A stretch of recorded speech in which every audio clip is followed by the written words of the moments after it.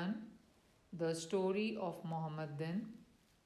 This is a chapter from the book The Many Worlds of Literature, which is prescribed for first year general English paper.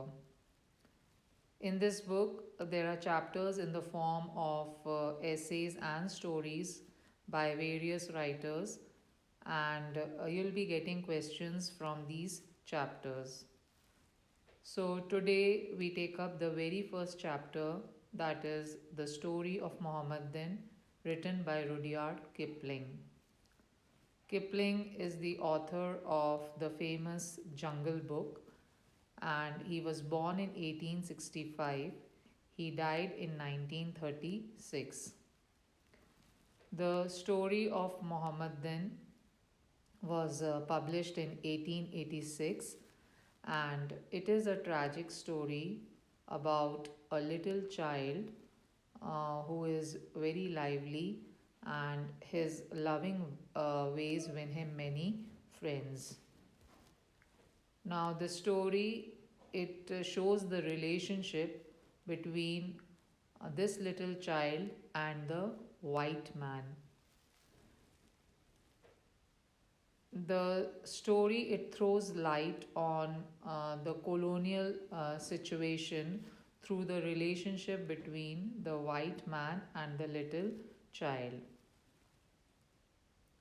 The important characters in the story are the little child, that is Muhammadin, his father Imamuddin, who is a servant in the house of the white man, who is the narrator of the story.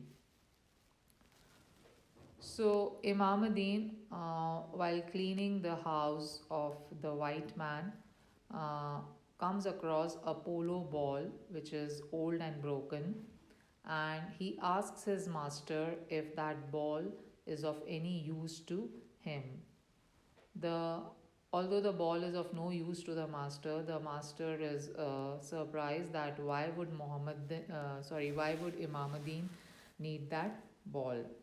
So Imamuddin, he explains that he has a little son, and his son has seen this ball, and he desires to play with it.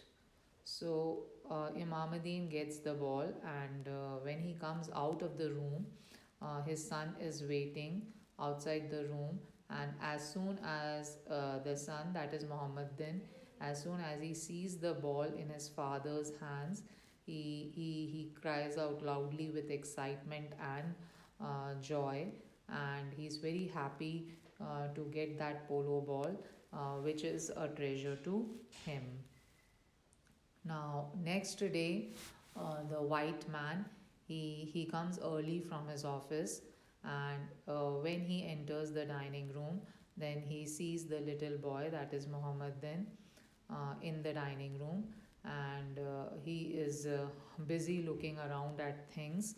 And as soon as the little boy, that is Muhammadin, as soon as he sees the white man, he's startled, he's shocked, and he gives out a loud cry, and his cry reaches to the servant quarter, and within a few seconds, his father Imamuddin is in the dining room, and Imamuddin, he apologizes with his master, and he scolds his son, that is Muhammadin, and he says to his master that this boy is a badmash, a big badmash. He will without doubt go to the jail khana for his behavior. So, and when Muhammadin hears this from his father, he starts crying out more loudly, and then the white man, he tells Imamuddin that he should tell the tell the little baby that the master is not angry with him.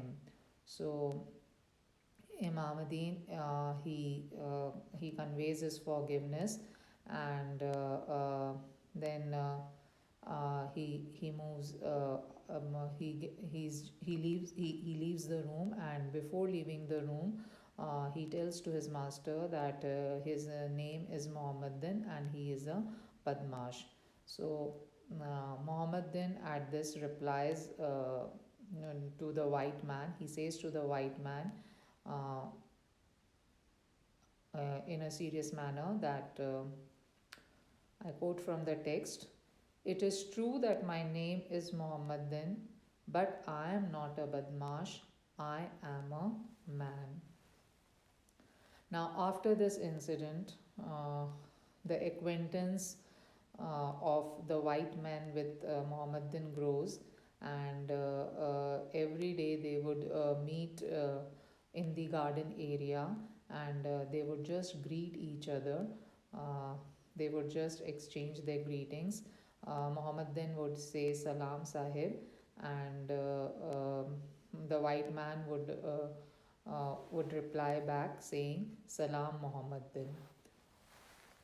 So slowly, the acquaintance between the white man and the little child grows. And the little child, he is always found in the garden area playing. Now, as Mohammedan, he doesn't have any friends.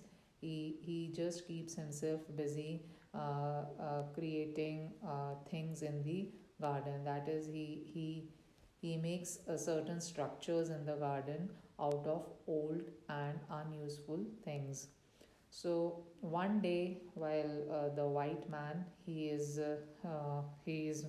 strolling in the garden, he comes across a structure which has been created by Muhammadan, and the structure is described very beautifully in the chapter.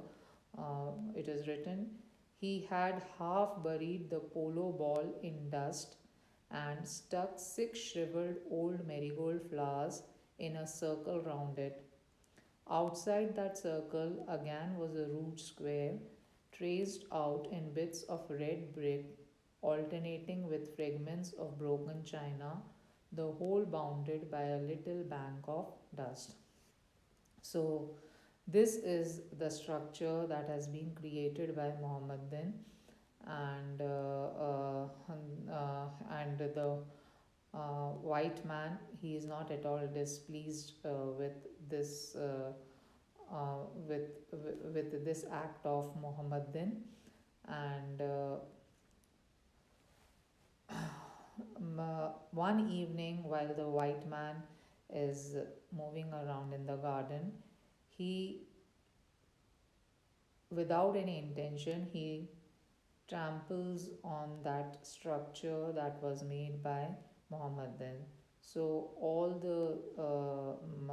so that structure is destroyed, and the next day when Muhammadan sees that structure, then he removes all the bits and pieces, and he's informed by someone that the master was angry with Muhammadan, and that is why he has spoiled the master has spoiled the whole structure. So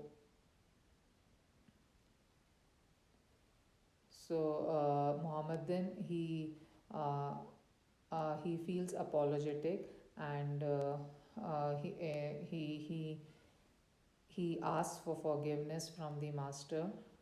So after that, um, the white man, through Imamuddin, he gives this message to Muhammadan that he is not at all angry with Muhammadan, and he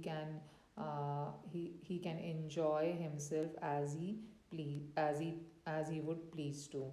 So after this incident, when Mohammedan comes to know that, or when Mohammedan gets this message from the white man that the master is not at all angry with him, he continues to make these kind of structures in the garden using all kind of dried flowers, worn pebbles, bits of broken glass, feathers, and other things.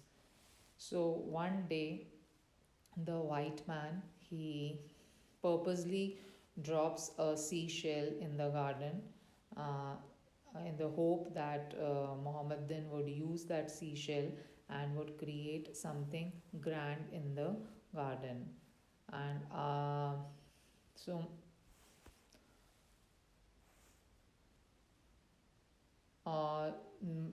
Muhammad then, the white man, he saw Muhammad then meditating for the better part of an hour, and his crooning rose to a jubilant song. So the white man saw Muhammad then taking up that seashell and thinking of creating something great out of it, and he was humming a jubilant song. That is, he was in a very happy mood, and he began tracing in the dust, and the white man felt that whatever would be created by Mohammedan using that seashell would be a wondrous palace. So Mohammedan, he had covered 2 yards long and a yard broad place in the ground, and but the palace was never completed. So he had planned for a palace, but that palace was never completed. Now next day, when the white man uh, returns, he sees that there was no Muhammadan at the head of the carriage drive, and no Salam Sahib to welcome my return. So the white man, he doesn't see Muhammadan, and there is no greeting also from his side. So this thing, the absence of Muhammadan's greeting troubles him, troubles the white man. And next day he discovers that Imamuddin tells his master that Muhammadan is suffering from fever. So Muhammadan is suffering from fever, and after a week, the narrator, that is the white man, he meets on the road Imamuddin carrying the dead body of his son. So this is all about the story. The story comes to an end with the tragic death of the little boy, that is Muhammadan. So the questions that you might get from the chapter may be: who is the narrator in the story? Who who was Imamuddin? Uh, what was the treasure for Imamuddin? Who is called the Badmash? Who is the little man in the story? What was the child suffering from? Imamuddin admonishes the small sinner. Who is the sinner in the story? Who destroys the little edifice in the garden?